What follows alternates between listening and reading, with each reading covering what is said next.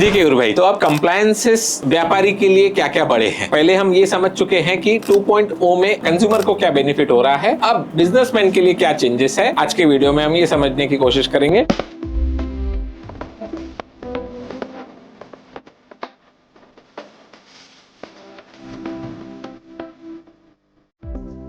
Compliance में सबसे बड़ा एक मेजर चेंज जो बिजनेसेस वालों को ध्यान में रखना है वो है एमआरपी के बारे में। गवर्नमेंट लीगल मेट्रोलॉजिकल डिपार्टमेंट वालों की तरफ से एक क्लियर इंस्ट्रक्शन आया है कि आपके जो प्रोडक्ट्स आपके स्टॉक में पड़े हैं जिसपे एमआरपी पहले से छपा हुआ है जूने रेट का, तो आपको उसके साथ में एक नया एमआरपी वहां पे लेबलिंग करना है, स्टिकर करना है, जो कि 22 तारीख से भले पॉसिबल ना हो बट उन्हें डेडलाइन दी है तब तक के आपको नए रेट पे देना है। न लेबल कर सको तो बेशक ऐसी जगह पे रेट रहे कि सामने वाले को वो फर्क समझ में है कि जूना रेट क्या था, नया रेट क्या है। ये चीज समझ में आना बहुत जरूरी है। तो अगर एमआरपी चेंज करनी पड़ रही है तो जो पुरानी एमआरपी और नई एमआरपी हमको दोनों भी प्रोडक्ट पर रखना जरूरी है। ये हो गया। आप जूनी एमआरपी को छेड़छाड़ नहीं कर सकते, ये इसमें सबसे बड़ा पॉइंट उन्होंने बोला है कि आप उसको खोड़ देंगे और उसके ऊपर ही नया स्टिकर लगेंगे, वो अलाउड नहीं है। Both should be seen very clearly. वो एक। और फिर इन्होंने बोला है कि अगर आपके पास पे जूने प्रोडक्ट वाला स्टॉक बाकी है, पैकिंग मटेरियल बाकी है जो आपने लाया है नया प्रोडक्ट बनाने के लिए, मैन्युफैक्चर करने के लिए, तो ये पैकिंग मटेरियल भी 31 मार्च 2026 तक के आपको यूज कर लेना है जूने एमआरपी वाला रेट जिसके साथ न्यू डिस्प्ले हो रहा है, और stock completion which ever is earlier, वहां तक के आप ये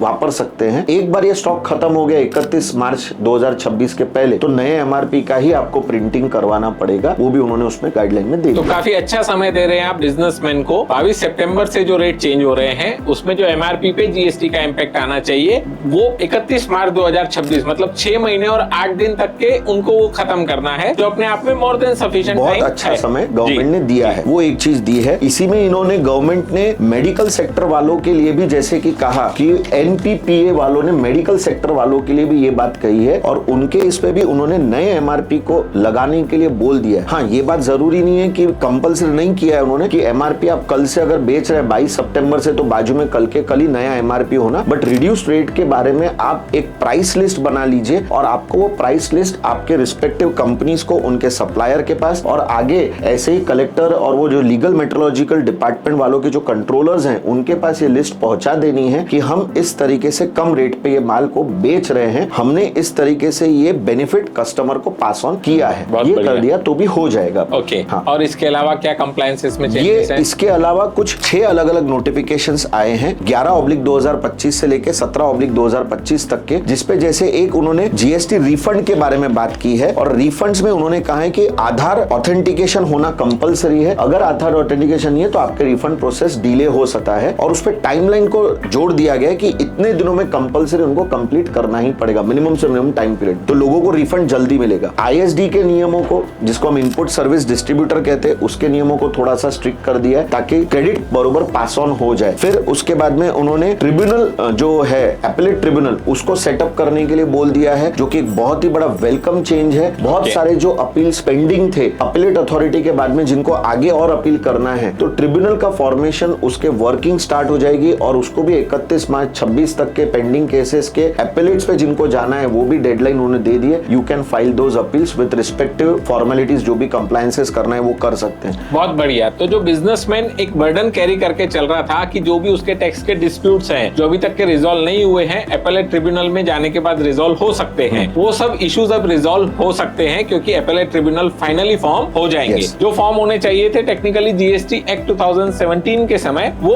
8 साल के बाद अब वो फाइनली एक्चुअल इंप्लीमेंटेशन में लेकर आ रहे हैं। इसके साथ ही एक और एक वेलकम चेंज वापस जो उन्होंने अप्लाई कर दिया है वो ये है कि जिन व्यापारी का टर्नओवर, वार्षिक टर्नओवर है पिछले साल का 2 करोड़ से अगर नीचे है तो उन्होंने उनको एनुअल रिटर्न यानी कि जीएसटी या नान डालने की जरूरत नहीं है। वो भी उन्होंने एक बेनिफिट लोगों को पास ऑन कर दिया है। तो कंप्लायंस में ये एक पार्ट हुआ। इनपुट टैक्स क्रेडिट में क्या चेंजेस है केयूर भाई? उसके प्रोसीजर में कुछ चेंज लाया है अभी? बहुत बड़ा पार्ट, एक और बहुत बड़ा इंपॉर्टेंट सवाल बिजनेसमैन के एंगल से अगर हम बात करें तो बिजनेसमैन जिन्होंने 22 सितंबर तक के माल खरीदी किया है, जब रेट 18% था, 12% था और अब वो रेट रिड्यूस हो गया है, तो नेचुरली इनका आईटीसी ब्लॉक हो जाएगा। बट उस पे वेलकम बात ये है कि सरकार ने उसको कोई डिसअलाउ नहीं किया है। सरकार ने बोला आप इसका क्रेडिट मांग सकते हो, आगे की आपकी लायबिलिटीज को जब आपको पे ऑफ करना है तो उस उसके लिए आप ये पूरा इनपुट टैक्स क्रेडिट यूज कर सकते हो। भले ही आपका रेट 18 से 5 पे हुआ हो या 12 से 5 पे हुआ, you can utilize this ITC for further liabilities. ठीक, इसको एक थोड़े एग्जांपल के साथ समझने का प्रयास करेंगे। सीमेंट अगर किसी ने परचेस किया था, ट्रेडर ने 21 तारीख को 21 सितंबर 2025 को, जो वो 28% से परचेस करके बैठा था, तो अब अगर वो 22 सितंबर को उसको सेल करता है तो उसको सेल पे 18% ही GST कलेक्ट करना बरोबर है, और उसको 28% का क्रेडिट मिलेगा।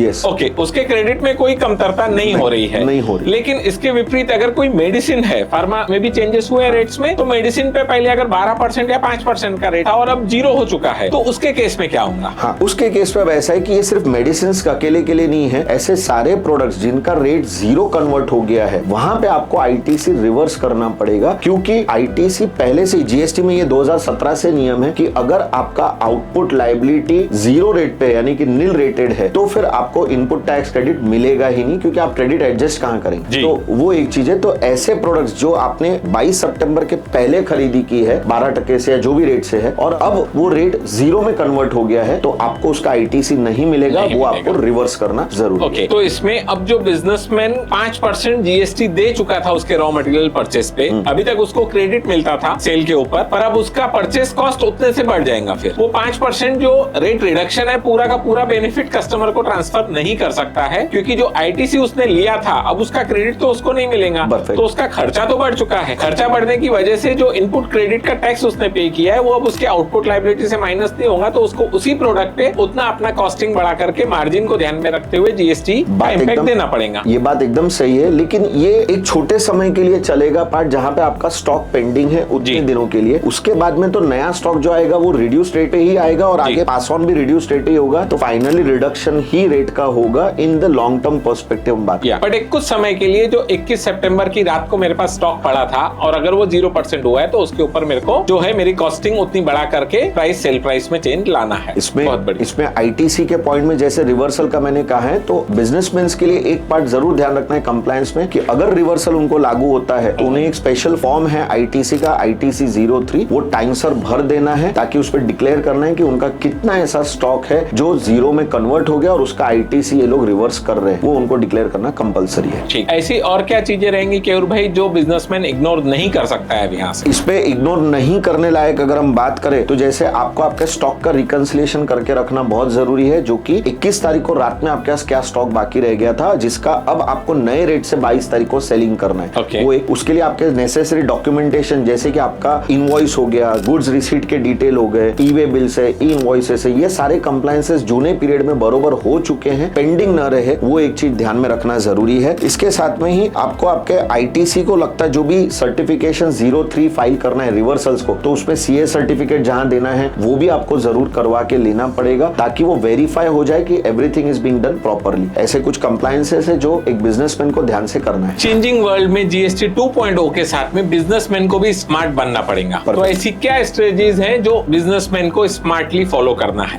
जो उनको ध्यान रखने लायक चीज है वो ये है कि पहले तो हमने हमारे स्टॉक का वर्किंग प्रॉपर स्मार्टली बना के रखना है, ITC का कैलकुलेशन प्रॉपर, अगर ये नहीं किया टाइम से तो आपके ITC ब्लॉक्ड हो सकते हैं, तो वो तकलीफदायक है। आगे जाके अगर आपने इसका बेनिफिट पास ऑन नहीं किया टाइम से बरोबर, क्रेडिट जो कस्टमर्स को नहीं दिया, तो आपको ये आगे जाके पेनल्टी और इंटरेस्ट के फॉर्म में भी भविष्य में आ सकता है। तो यहाँ आपका वर्किंग बहुत जरूरी है, स्मार्ट बनना जरूरी है। अगर हम बात करें अकाउंटिंग एरर्स की, तो ये बहुत बड़ी एक कॉमन चीज है जो 22 तारीख से हो सकती है, कि गलती से आपका बिलिंग वही ओल्ड रेट पे हो रहा है, तो that can be an error. तो यहाँ आपको स्मार्ट बनना पड़ेगा, आपके अकाउंटिंग पैकेज के साथ उतना ध्यान देना पड़ेगा कि हमने वो कंप्लायंसेस प्रॉपर कर लिए हैं। इसके साथ ही आपको जो है प्रोएक्टिव बनना पड़ेगा, और आपको GST के रेट रिडक्शंस करके लोगों को बेनिफिट पास ऑन करना है। मेरा यहाँ पे यही कहना है, कंप्लायंस जरूर बड़ा है, लेकिन बेनिफिट बहुत होने वाला है आगे के लॉन्ग टर्म पर्सपेक्टिव से। ओके, तो नए GST 2.0 के साथ में हमें बिजनेस को भी स्मार्ट बनाना पड़ेगा, स्टाफ को भी ट्रेन करना पड़ेगा, इंटरनल कंट्रोल्स थोड़े स्ट्रॉन्ग बनाने पड़ेंगे, और इन्वेंट्री का proper management GST HSN code wise. Closure की तरफ आते हैं। GST 2.0 से उत्पादन प्रोडक्शन बढ़ेगा, पर कंजम्पशन भी बढ़ेगा, क्योंकि रेट सस्ते हुए हैं, तो स्वाभाविक सी बात है कि मार्केट में खपत ज्यादा होने वाली है। जी केयूर भाई। बिल्कुल सही है। बिजनेसेस को यहाँ पे प्रोएक्टिव रहना पड़ेगा। भले ही कंप्लायंसेस बड़े हैं, कंप्लायंसेस बढ़ने के इसमें जैसे आईटीसी को टाइम टू टाइम रिकंसाइल करना है, सॉफ्टवेयर को प्रॉपर ध्यान देना है, स्टाफ को ट्रेन करते रहना है, लेकिन ये बात भी पक्की है कि ट्रांसपेरेंसी भी बहुत बड़ी है और मार्केट में इसका बेनिफिट जरूर पास ऑन हो। चलिए, जीएसटी बचत उत्सव के बारे में और किसी भी प्रकार के क्वेश्चंस हो तो कमेंट सेक्शन में आप डाल सकते हैं। नमस्ते। नमस्ते।